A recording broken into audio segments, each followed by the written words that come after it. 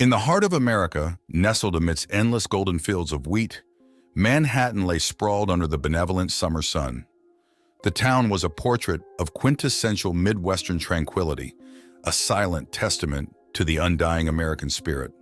Within this sea of wheat, one man felt the reverberations of a long-forgotten earthquake under his feet, a ghost of trauma lingering in his soul.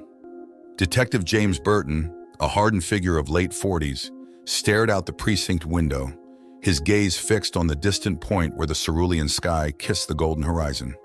His weathered hands, maps of countless investigations and long-forgotten skirmishes, idly played with an old, faded newspaper clipping. The headlines screamed about a historic earthquake from decades ago, an echo of a life buried under layers of time and memory.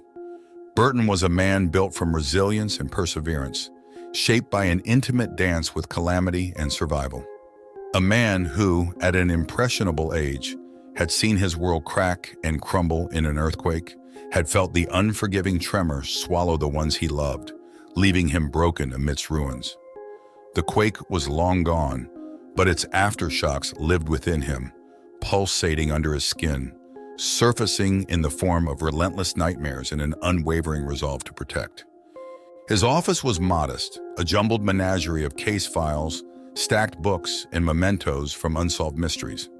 Among them lay his current assignment, a string of identity thefts puzzling in their simplicity, centered around the local mall. "Burton, you gotta look at this," Officer Davis interrupted his contemplation, handing him a fresh dossier. The younger officer's eyes were wide with a mix of anxiety and curiosity. Burton arched a brow, flipping open the dossier, his eyes scanning over the evidence. Each report was a person, a life invaded and manipulated. Victims linked not by personal ties, but by their association with the Manhattan Mall. A wave of unease washed over him as he peered at the CCTV images, people unaware of the predator lurking in their mundane existence. "That's a lot of folks shopping for identity theft," Davis mumbled, gnawing his lower lip. Burton sighed, his fingertips tracing the faces captured in grayscale, faces oblivious to the burgeoning terror among them. He felt the old scar in his soul twinge, a sense of foreboding casting a dark shadow over the case. An invisible fault line appeared to fracture the tranquility of the town, much like the one that had once fractured his past.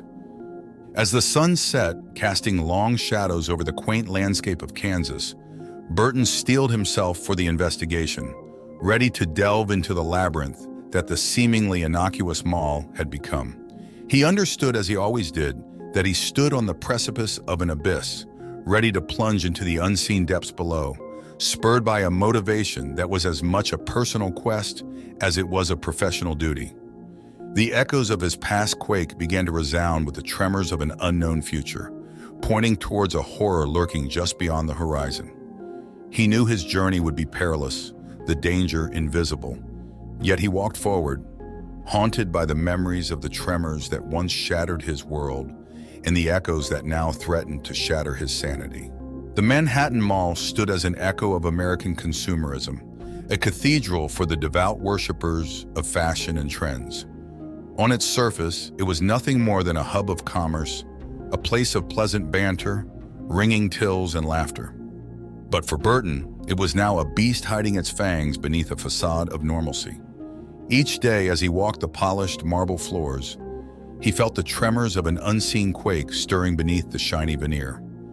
A sense of dread laced every conversation with mall employees, a ghostly echo pervading each interaction. The familiar faces of shopkeepers and regulars, previously sources of small-town charm, became masks hiding a nebulous terror. "So, Detective Burton," the manager of a boutique, an affable woman named Sarah, said as she offered him a warm smile. "These thefts, pretty unsettling, huh? Never thought I'd see the day when our small town would face such trouble." He nodded, returning her smile with a grimace of concern.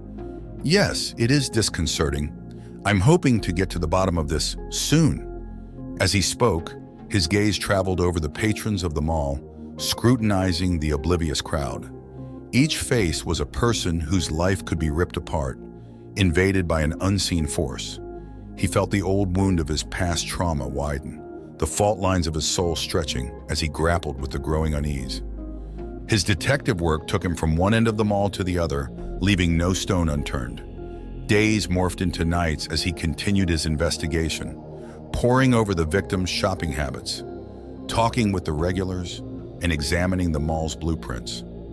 One evening, amidst the mall's bustle, he sat at a secluded coffee shop, poring over the case files. He traced the victim profiles, each one a jigsaw piece of a monstrous puzzle. A chill ran down his spine as realization struck him. The victims were all regular visitors, but their connections ran deeper, etching an arcane pattern. A pattern so intricate and confounding that it seemed to mock the perceived order of the universe. Officer Davis joined him, the younger man's features drawn with concern. "James, you've been at this for days. Are you okay?" Burton looked at his friend, the echoes of his past mingling with the tremors of an unknown terror. "Davis, the quake I survived. It left cracks. Cracks that I can see now, running through this case. It's not just a theft. It's an invasion. A disruption in the fundamental order." Davis's eyes widened, the gravity of Burton's words pulling him into the impending storm. "What are you saying, Burton?" Before he could answer, the mall's lights flickered ominously, casting long, dancing shadows. A shiver of apprehension crept through the crowd. The tremors beneath the tranquil town were growing stronger, and as Burton looked around, he realized the labyrinth was closing in on him. His past and present were colliding, spiraling into a future laden with a horror he was only beginning to comprehend. As he rose, leaving Davis with a silent promise of explanation, he knew that he was walking towards a darkness that might consume the light he had always strived to protect. There are spaces in our world that breathe in darkness and exhale secrets, spaces where shadows become more than mere absences of light. Burton realized as he navigated the concealed corners of the Manhattan Mall that he was in one such space. His investigation led him deeper into the mall's hidden architecture, into corridors untouched by the regular shoppers.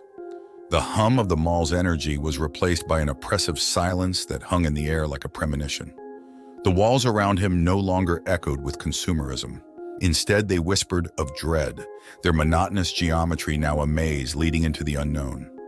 One evening, as the mall was locking its doors to the world outside, he found himself in the heart of the labyrinth. Hidden behind a nondescript utility door was a clandestine room, pulsating with an alien energy that set his nerves on edge. The room was sparsely decorated, its bare walls adorned with arcane symbols painted in a hue that bore an eerie resemblance to dried blood. As his torchlight danced over the room's contents, he felt a chill creep up his spine. This was no ordinary crime scene. It was a sanctum for those who worshipped unseen horrors, a place where identities were not stolen but offered as tribute to a lurking terror. His breath hitched as his gaze landed on a stone altar in the room's center, covered in more cryptic symbols. Arranged meticulously around the altar were the personal belongings of the victims, a haunting collection of mundane items bearing their souls to a cosmic menace. The realization hit him like a punch to his gut, the echoes of his past earthquake merging with the tremors of the present. He was not facing petty criminals. He was up against an esoteric cult, drawing power from an unknown cosmic source. His heartbeat thundered in his ears, resonating with the distant tremor of a coming storm. As he wrestled with the reality unfolding before him, a soft sound snaked its way to his ears, whispers growing in intensity. Panic prickled at the edge of his senses as he recognized the sound. The cult was assembling, and he was an intruder in their sanctum. Flickering torches started to illuminate the room as shadowy figures emerged from the labyrinthine corridors, their murmurs growing louder.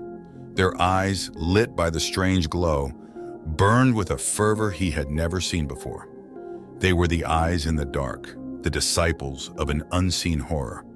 Trapped in the belly of the beast, he made a split-second decision. He extinguished his torch and slipped into the deeper darkness, an unseen specter in the cult's shadowy theater. As he navigated the maze, his heart pounding, he realized he had embarked on a dangerous dance with the unknown. The finality of his reality was closing in. He was the only barrier between his town's mundane reality and the cosmic horror lurking beneath.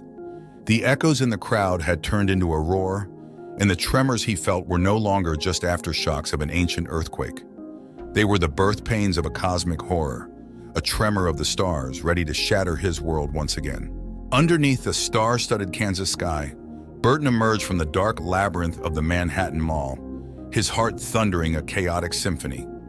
His body was unscathed, but his soul bore the marks of a cosmic duel. The veil between the ordinary and the extraordinary had been lifted, revealing a universe pulsating with unknown terrors. He navigated the deserted town streets, his senses hyper-aware, his eyes seeing the world through the lens of his newly discovered reality. Each rustling leaf, each whispering wind seemed to echo the cult's chants, their haunting refrains resounding in his ears. The tremor of the stars vibrated in the ether, an ominous overture to an unseen catastrophe. In the solitude of his office, he pieced together the reality he had unearthed. He reached out to Officer Davis, his voice a quiet echo in the still night. He relayed his discoveries, his voice bearing the weight of his horrifying journey. Davis listened in silence, his confusion and shock giving way to reluctant acceptance. "What will you do, James?" Davis asked, his voice barely a whisper. Burton gazed at the old newspaper clipping, the headline of the historic earthquake mocking him from its age-worn paper. "What I always do, Davis. Protect." The days that followed were a whirlwind of buried reports and discreet operations. The cult was slowly dismantled, their dark rituals buried under a shroud of orchestrated ignorance. The town's stolen identities were returned, the mall regaining its status as a cathedral of commerce. Life resumed its normal pace, the tremor of the stars silenced under the humdrum of everyday life. But for Burton, nothing was the same. The world around him was no longer just fields of wheat under an azure sky. It was a cosmic playground, a stage where unseen horrors performed their macabre dance. Each identity theft case, each happy shopper was a reminder of the lurking menace that he alone knew of. In the end, he found his peace not in the tranquility of Kansas, but in the echo of the tremors that coursed through his veins.